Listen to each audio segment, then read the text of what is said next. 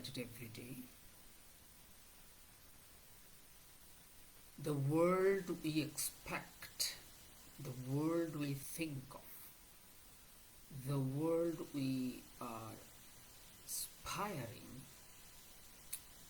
it's getting divided every day. Be it by the world powers,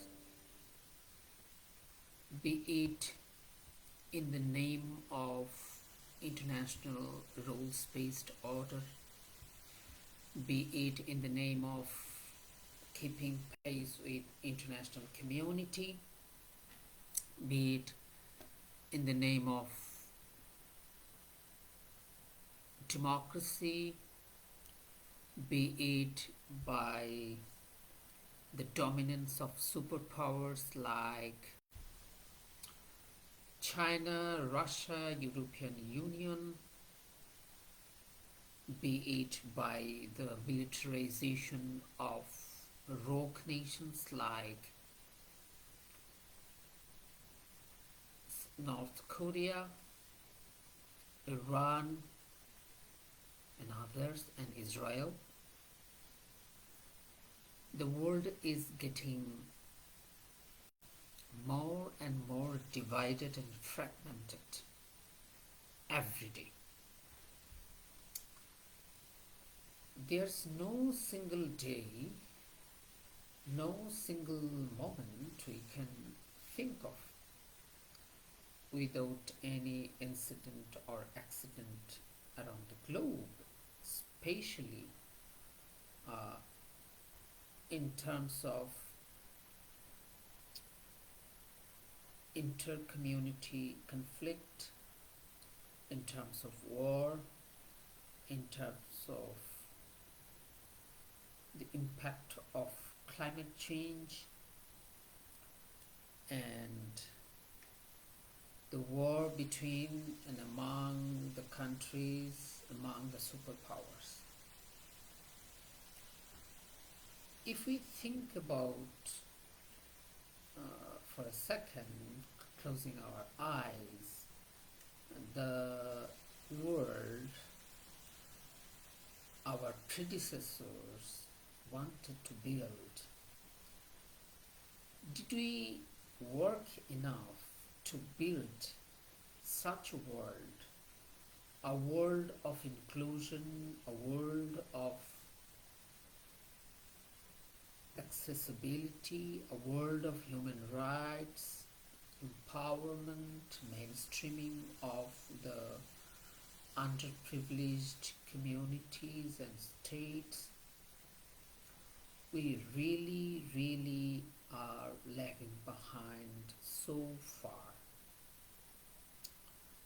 If we take a simple case study of the United Nations, after the collapse of the League of Nations and at the end of World War II, for all of us, we have fought two world wars, World War I and World War II. At the end of the World War II, we, the entire international communities, we hoped that there will be no more wars, peace are restored and established, there will be international consensus between the warring parties of the World War II and among the newly emerging nations, that human rights will be prevailed, nations will come to the table of dialogue and discussions, and a new world will be built. But did we meet the expectations of the UN Charter. What Theodore Roosevelt and Winston Churchill dreamed, did they even observe those dreams? Still now, the United Nations hasn't been well represented. There are P5s, the US, the UK, Russia, China and France, who has all power to say no to any rational, accountable commitments or decisions. I'm coming in a second. I'm really cooking now.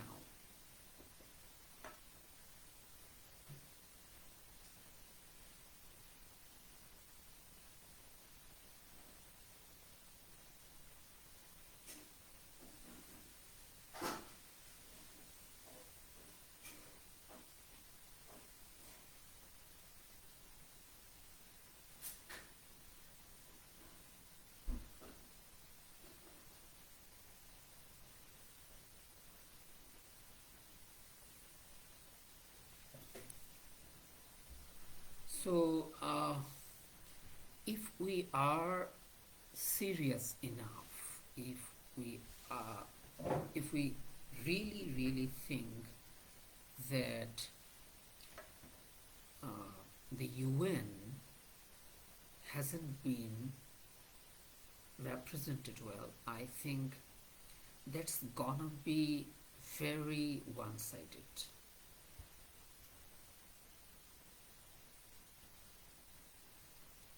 Africa is a continent of 1 billion people with more than 50 independent states, are not even represented with one membership in the permanent Security Council, in the Security Council with veto power.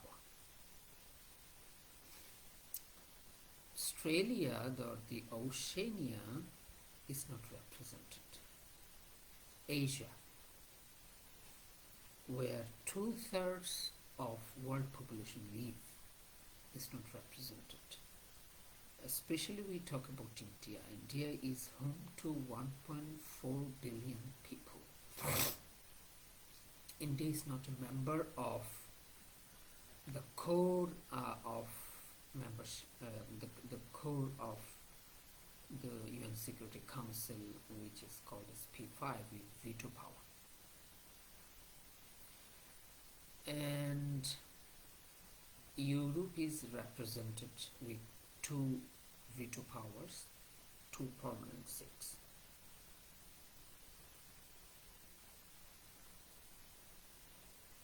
Let alone the issue of permanent membership with veto power, then we see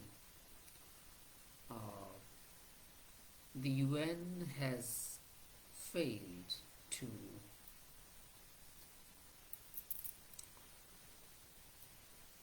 hold accountable Israel for its limitless, unprecedented, unthinkable, unimaginable genocide which is imposed on innocent civilians of Palestine.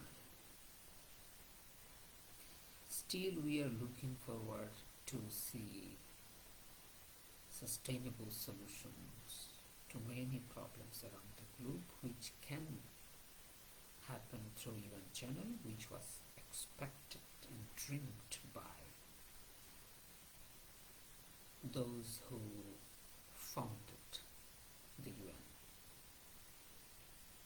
So in terms of the UN, we are living in a in a divided world. In terms of finance and economics, there are growing tensions among the states, the members who has questionable power and authority over the small states and undeveloped countries. The world finance system is not multipolar. It's dominated by dollar. It's dominated by some countries like the US and the European Union.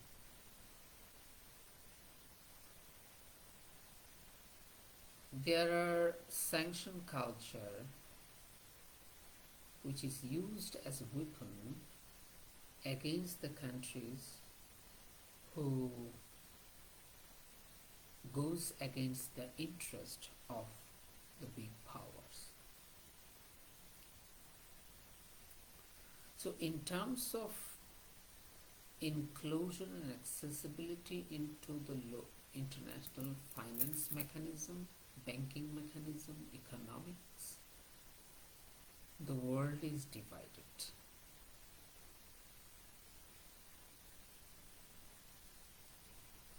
Then let us come to the militarization and military empowerment. As we were expecting and dreaming to see a non-militarized world, a world where peace shall prevail upon disturbance, upon conflict and wars, the superpowers are allocating more budget for militarization, for their military muscle. The NATO bloc is getting expanded in the name of ensuring territorial sovereignty and integrity, which is not comfortably accepted by other nations like Russia, and especially Russia. In terms of this issue, I should bring, there are competitions between China and USA in many international waters, and also Russia and Ukraine conflict is ongoing. Europe has taken sides with Ukraine. USA has taken side with Ukraine. There is no sign of negotiation between warring parties like Ukraine and Russia. Wars between Palestine and Israel, which is one-sided imposed by Israel. There is no sustainable, peaceful, permanent solution. There are wars in Middle East, in Yemen, in Libya, in Sudan, in African continent. There are wars in many countries. So our predecessors dreamed of a world free of wars. That's why they built so many mechanisms to free us from the tensions of war. But there is no sign of peace and stability in many regions.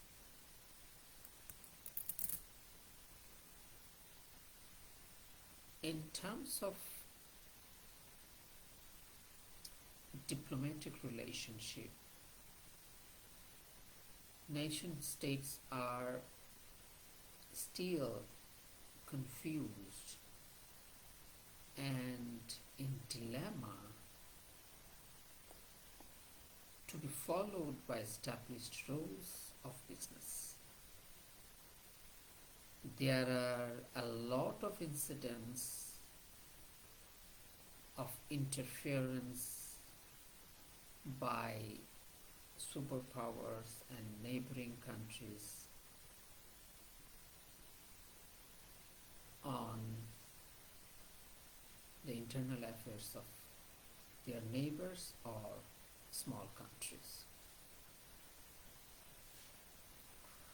So why we, for hundreds of years, we built many mechanisms, many systems to bring the nations closer through diplomatic means. What is the fruit of all the work done by our predecessors? So in terms of diplomatic relationships, we are also living in a divided world.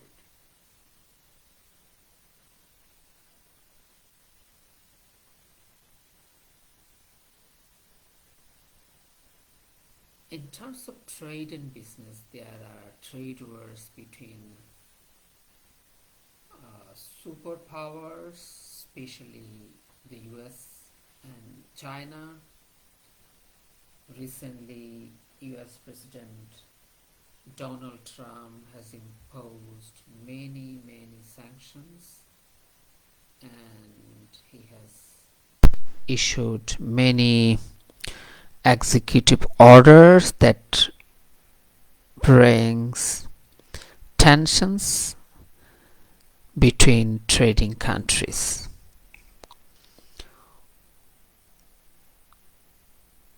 So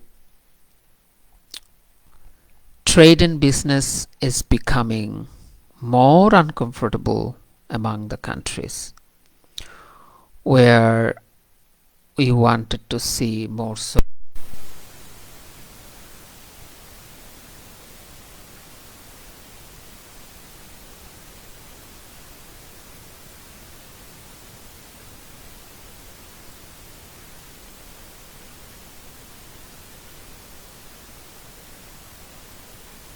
solutions.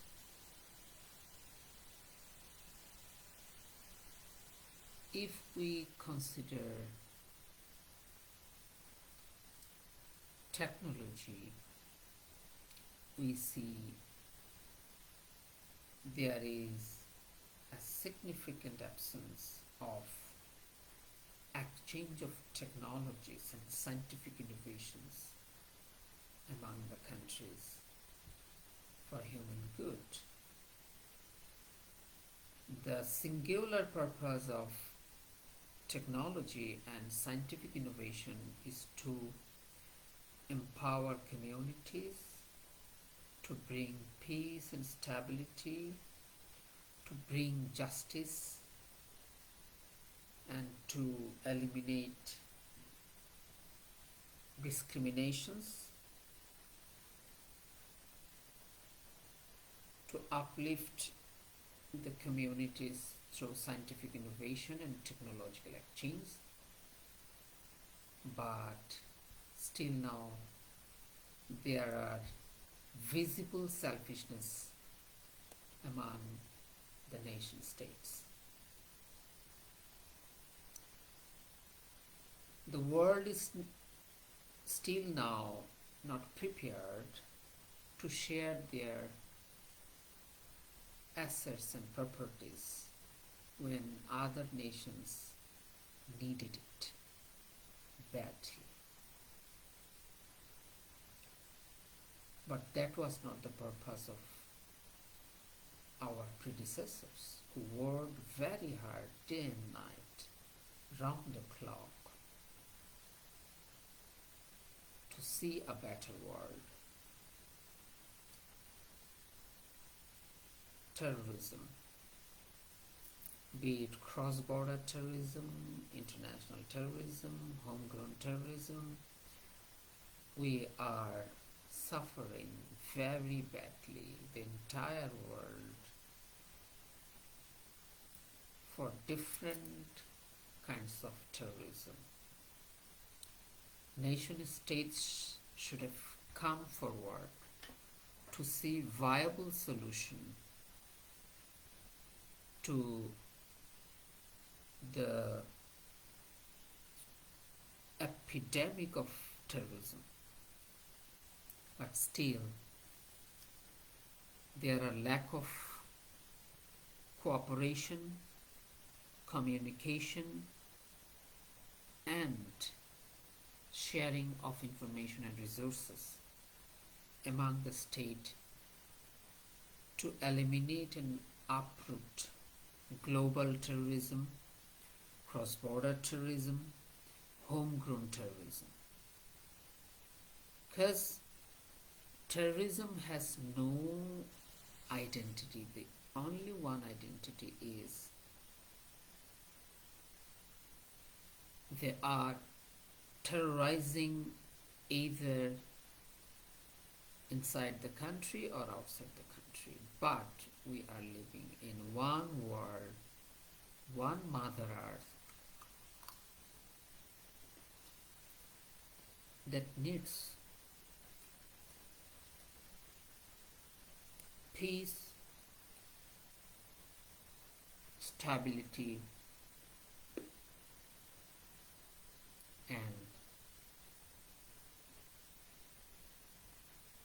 empowerment.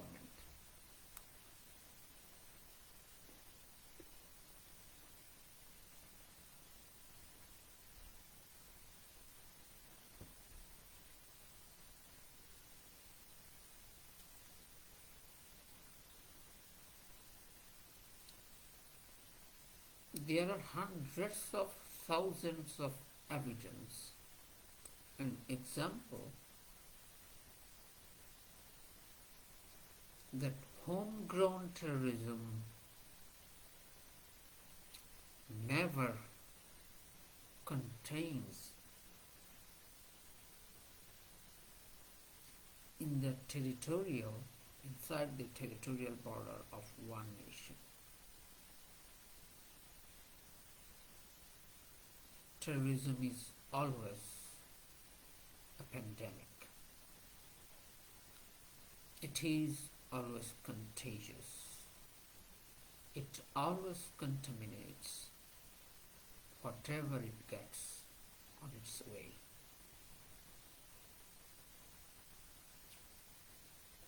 If we talk about global health governance, we see enormous amount of disparity among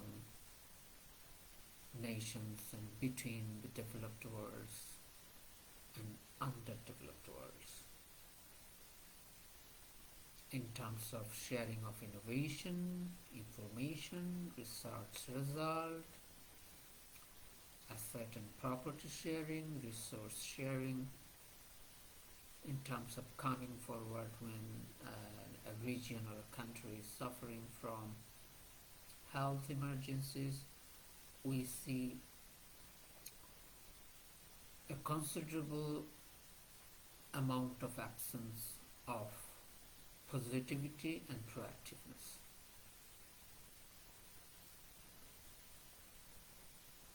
Then mental health. Mental health is becoming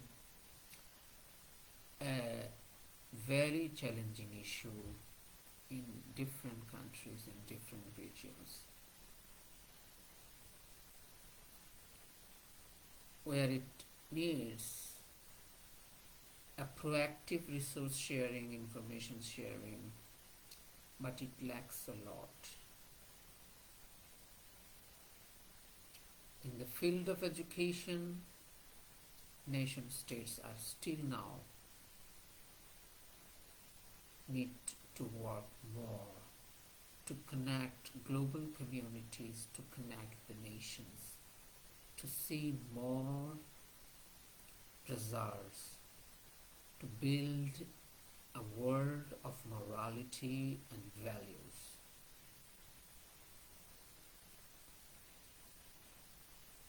One other important issue for which we are getting more and more divided, we are not allowing pluralism, that is religious division.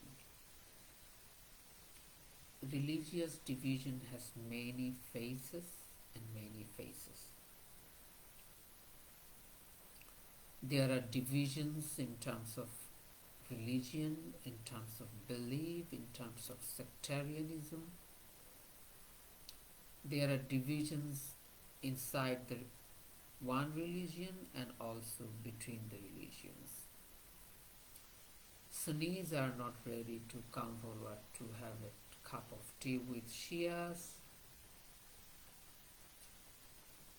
Catholics are not welcoming the Baptists or Orthodox.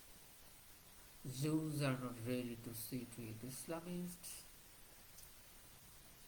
So there are divisions in terms of religion, but the scriptures, the prophets, the preachers, our predecessors, they want us to work together, to come closer, to lift boundaries, to sit on one table of humanity and sip from the same cup the drops of love and compassion. So in such a divided world, how can we live? What should be done by the nation states? I think we can do some simple thing. First, we should have good governance with nation's own value system. We should not bring democracy always as a standard. Every nation has their own aspiration, although democracy is the best. But every show, one single pair of shows will not fit every fit.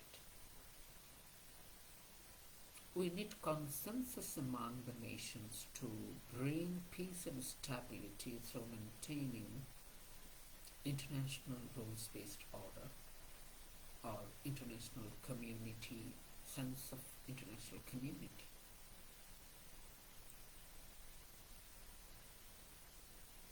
We should have solidarity and brotherhood, a feeling of solidarity and brotherhood,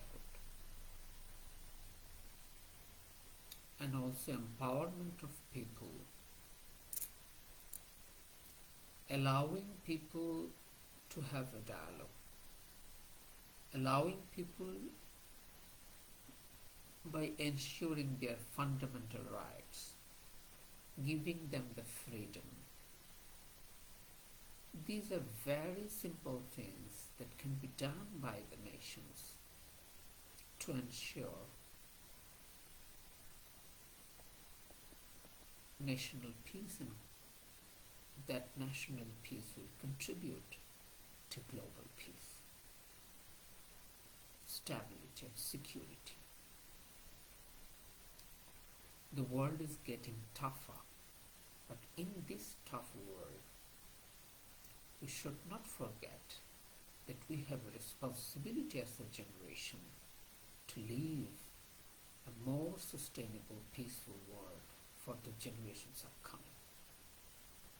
So we have responsibility to work collectively